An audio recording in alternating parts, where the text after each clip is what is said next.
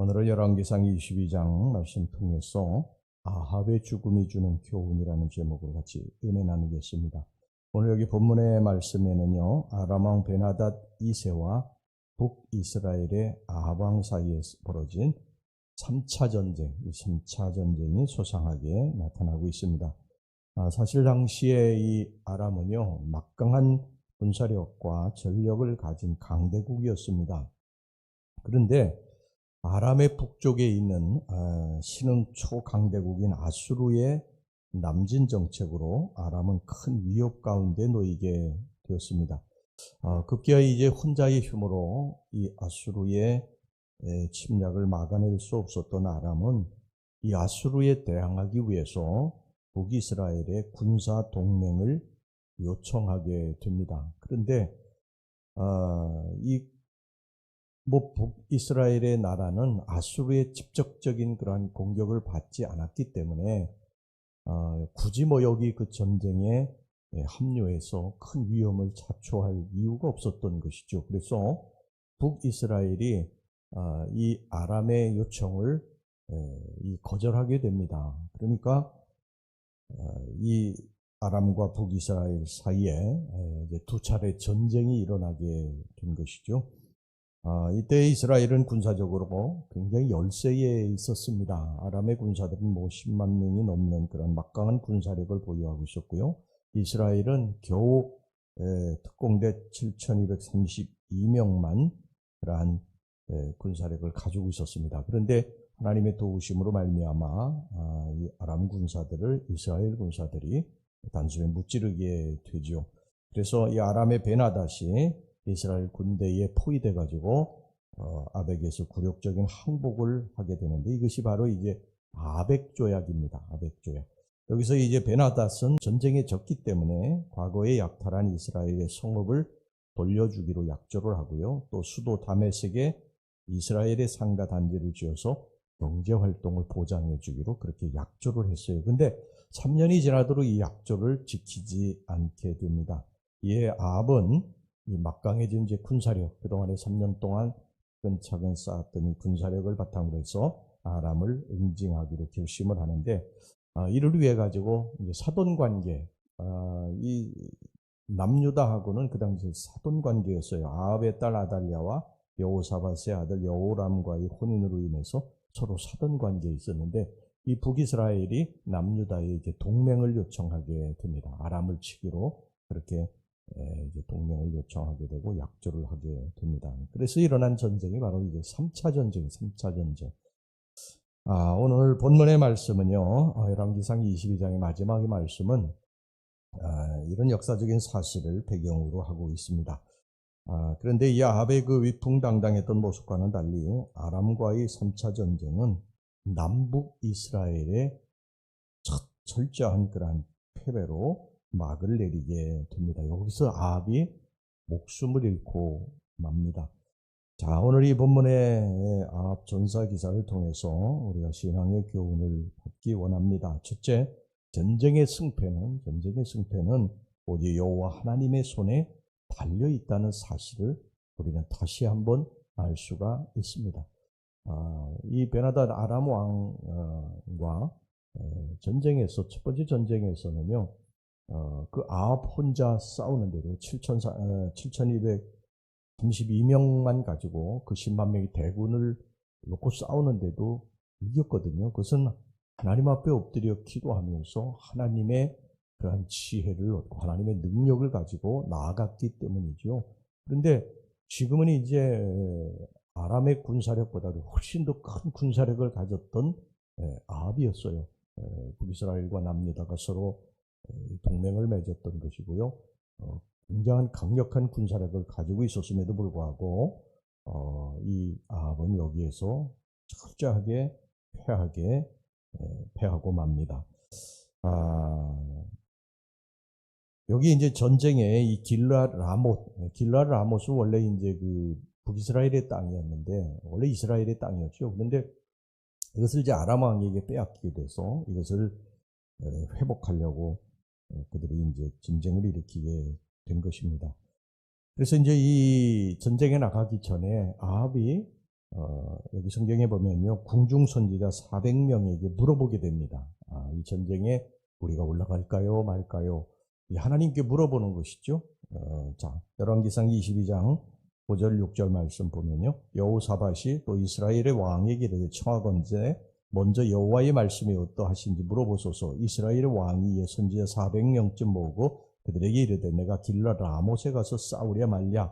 그들이 이르되 올라가소서. 주께서 그 성읍을 왕의 손에 넘기시리이다.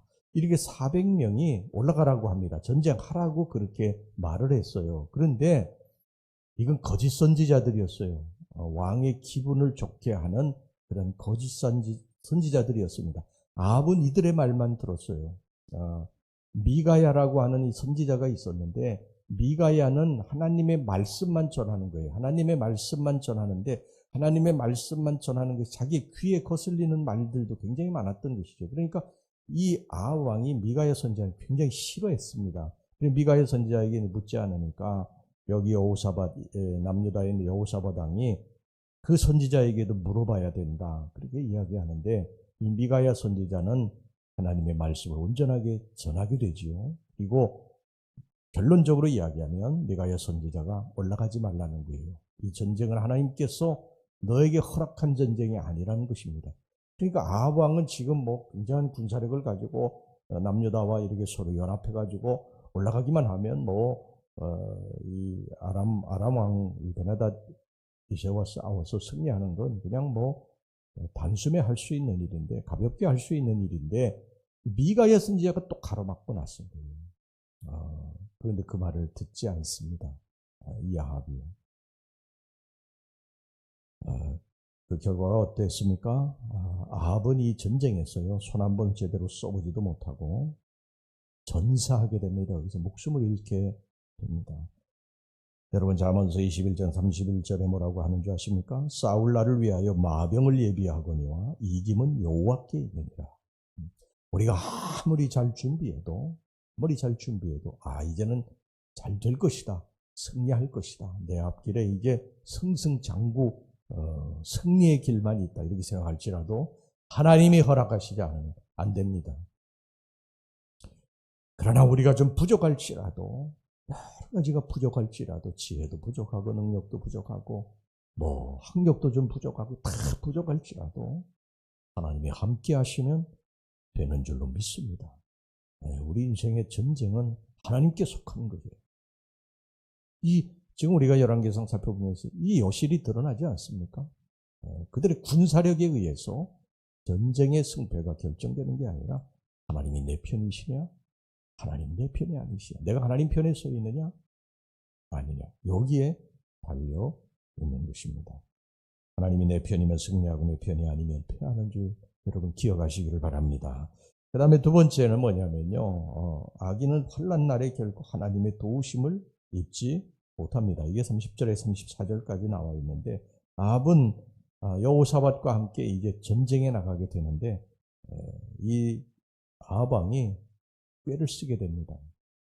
어떤 꾀를 쓰느냐면, 자기는 이제 사병의 복장을 하고 나가요. 사병, 왕의 복장. 여호사밧은 왕의 복장을 하게 하고 자기는 사병의 복장을 하고 나가게 됩니다. 여러분, 그 전쟁을 하게 되면요, 저쪽에 왕을 죽이게 되면 그 전쟁에서 거의 이긴 승리입니다. 왜냐하면 왕이 죽으면 밑에 있는 군사들이 다 동요를 하게 되잖아요. 그러니까 그 전쟁은 지는 것입니다. 그러니까 상대방의 왕을 죽이려고 그렇게 하게 되죠. 그러니까 아합이 이제 사병의 복장을 하고 그 전쟁에 나가게 되고, 여호사밧은 왕의 복장을 입혀가지고 내보냅니다. 그러니까 여호사밧 사도는 죽어도 되는데 자기는 살아야 되겠다고 하는 그런 것이죠. 그런데 우연찮게 날아온 이 아람 군사의 화살을 맞게 됩니다. 이 아합이 사병 복장을 하고 살려고 나갔던 아합이 화살을 맞게 돼요. 근데 그 화살이 공교롭게도 갑옷을 입었지 않습니까? 그런데 갑옷 솔기, 즉 가슴 부위를 덮고 있는 가죽과 배 부위를 가린 금속 갑옷 사이 그 연결 부분, 그게 제일 약점인데 그 연결 부위를 화살이 뚫고 들어가게 됩니다. 그래가지고 이 아왕이 치명상을 입고 피를 이제 쏟는데 이 전차 위에서 피를 흘리는데 하루 동안 그냥 전쟁터에서 뭐 아수라장이 됐으니까요. 그 전쟁터를 빠져나가는 게 쉽지 않은 일이죠. 그러니까 그냥 전차 위에서 결국 하루 동안 피를 흘리고 절명을 하게 됩니다. 아합이 비참한 죽음을 맞이하게 된 것이죠. 그 자신은 가진 꾀를 다 했는데 자기가 가진 그 모략과 지혜로 모든 것들을 다 준비했는데 하나님이 허락하시지 않으니까 거기서 그냥 치명상을 입게 된 것입니다. 근데 그 왕의 복장을 한 이 여호사밧 왕은요, 아무런 대비책도 없지 않습니까? 보호막도 준비되지 않았지 않았어요? 근데 하나님 도우심을 힘입어서 이런 격렬한 전쟁의 와중에도 생명을 건지게 됩니다. 여러분, 우리의 생명은 하나님께 달려 있는 줄로 믿습니다. 하나님이 우리의 생명을 살려주시면 있는 것이고요. 생명을 걷어가시면 어쩔 수 없는 거예요. 여러분, 악인은 자신이 쌓은 악으로 인해서 반드시 환난 날에 자신이 아무리 계략을 꾸미고 모략을 꾸미고 애를 써도 결국 하나님 도우심 보우심 받지 못하고요. 죽게 됩니다. 그래서 시편 기자는 뭐라고 그랬냐면 악인은 바람에 나는 겨와 같고 악인들이 심판을 견디지 못할 것이라고 시편 1편 4절 5절에서 말씀을 하고 있습니다. 여러분, 악인은 환난 날에 하나님의 도우심 받지 못합니다. 그 다음에 세 번째, 마지막으로 악인의 종국은요, 처절할 정도로 비참합니다. 35절 말씀 보겠습니다. 이날에 전쟁이 맹렬하였으므로 왕이 병거 가운데에 붙들려 서서 아람 사람을 막다가 저녁에 이르러 죽었는데 상처의 피가 흘러 병거 바닥에 보였더라. 아합은 전쟁터를 빠져나오지 못해서 만 하루를 전차 위에서 피를 쏟아야 됐는데 계속해서 그 적군의 칼과 창, 이걸 피하면서 움직이면서 피를 쏟으니까 그 피가 그냥 막 전차에요. 막 흥건히 고였던 것입니다. 그리고 이제 아합은 절명하게 되죠. 뭐 너무나 참혹하고 비참한 죽음을 맞이하게 된 것입니다. 근데 아합의 처참한 죽음은 여기서 그치지 않았어요. 그의 시신은 왕의 예우에 따라서 이제 장례됐지만 그의 전차는 이제 사마리아의 한 연못에 씻겨졌습니다. 근데 이 전차 바닥을 그냥 완전히 피가 다 흥건하게 적시도록 그렇게 했기 때문에 그 전차를 이제 씻어내는데 그 전차의 피를 씻어내는데 전차의 피를 어디서 씻어내느냐 하면 바알과 아세라 산당에 산당 제사를 드리는 여사제, 그러니까 음란한 의식을 행하는 성전 창기들이 목욕하던 곳에서 그게 행해졌습니다. 그리고 이 전차에서 흘러내린 그 피를요, 개들이 와서 핥았어요. 살아생전에 천하를 호령하던 왕의 죽음이 이렇게 비참하게 된 것입니다. 자, 37절, 38절 말씀 보겠습니다. 왕이 이미 죽음에 그의 시체를 메어 사마리아에 이르러 왕을 사마리아에 장사하니라. 그 병거를 사마리아 못에서 씻음에 개들이 그의 피를 핥았으니 여호와께서 하신 말씀과 같이 되었더라. 거기는 창기들이 목욕하는 곳이었더라. 이건 하나님의 심판 말씀 그대로 이루어진 것입니다. 아합이 나봇의 포도원을 빼앗기 위해서 그를 죽이고 나봇의 피를 개들이 핥을 때 하나님이 진노하셔가지고요, 아합의 피도 개들이 핥게 될 것이라고 말씀하셨어요.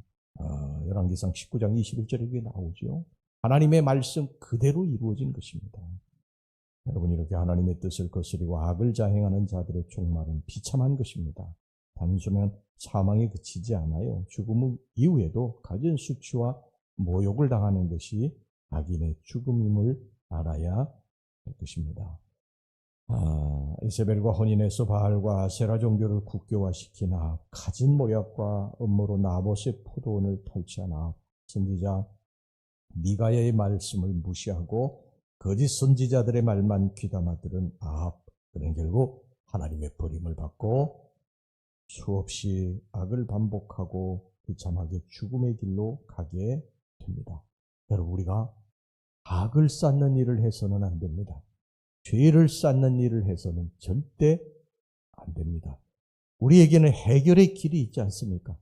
잘못했을 때 하나님 제가 잘못했습니다.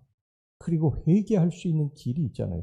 근데 회개할 수 있는 길을 거부하고 계속해서 죄를 쌓는 것은요, 반드시 나중에 이 죄의 값을 받는 심판이 임한다는 사실을 우리는 항상 명심하셔야 됩니다. 아합의 죽음으로 열왕기상은 이제 끝나게 되는데, 이 아합의 죽음이 주는 교훈이 뭐냐?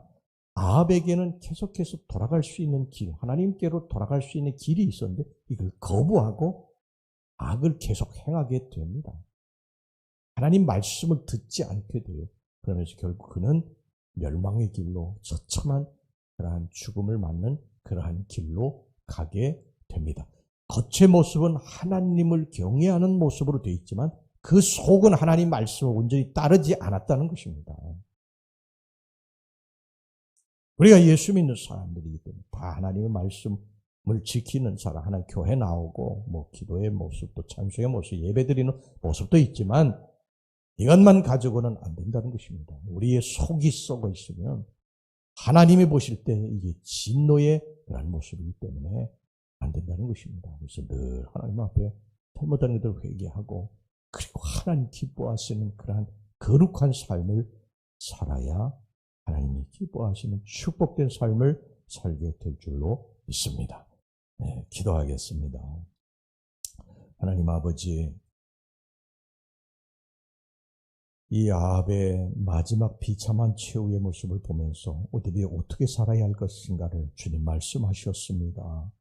아버지 하나님, 아합은 겉은 하나님을 믿는 사람같이 보였지만 그 속은 철저하게 하나님 말씀 부인하고 자기의 탐욕대로, 자기 욕심대로 이방 신당 앞에 절하고, 그리고 우상 앞에 무릎 꿇는 삶을 살다가 결국은 비참하게 최후를 맞게 되었습니다. 우리 하나님, 우리들이 모양은 크리스찬인데, 모양은 하나님 믿는 백성인데 우리의 속은 썩어 있지 않는지 우리 자신 철저하게 살피게 해주시고, 잘못한 거 있으면 주님 앞에 철저하게 회개하고 돌이키게 하셔서 하나님, 아합의 뒤를 쫓지 않고 여로보암의 악의 길로 가지 않는 아버지 앞에 축복된 백성들이 되게 해주시옵소서. 예수님의 이름으로 기도하옵나이다. 아멘.